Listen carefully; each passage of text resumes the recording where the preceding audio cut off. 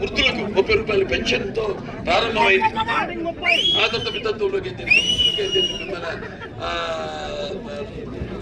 వికలాంగులకైతే ఆ తర్వాత అలా అలా అలా ఈరోజు చూస్తున్నాం మనం. చంద్రబాబు నాయుడు గారు ఎలా వాటికి ముందుకు కొనసాగిస్తున్నారు. అలాగే 4,000 రూపాయలు చేశారు. ఇంత రాష్ట్రం వాళ్ళు ఏర్పడి ఆర్థిక సంక్షోభం ఉన్నప్పటికీ 17,000 కోట్ల రూపాయలతో మనం రాజధాని లేని ఒక రాష్ట్రంతో మనం ప్రారంభించాం మన ప్రస్థానం.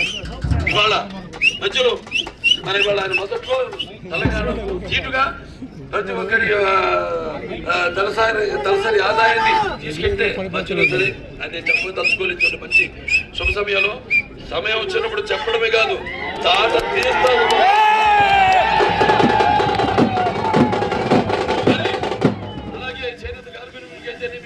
వాళ్ళకు ఉపాధి కల్పిస్తూ మన చేనేత వస్త్రాలు సగటానికి ఒక చీర దోమితే అయితేనేమి, లేకపోతే మహిళలకు ఆస్తిలో సమాన హక్కు అయితేనేమి, తండ్రి ఆస్తిలో.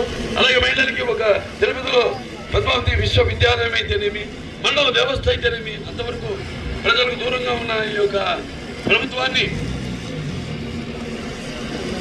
ప్రజల వద్దకు పాలన తీసుకెళ్లిన మహానుభావుడు నందమూరి తారక రామారావు.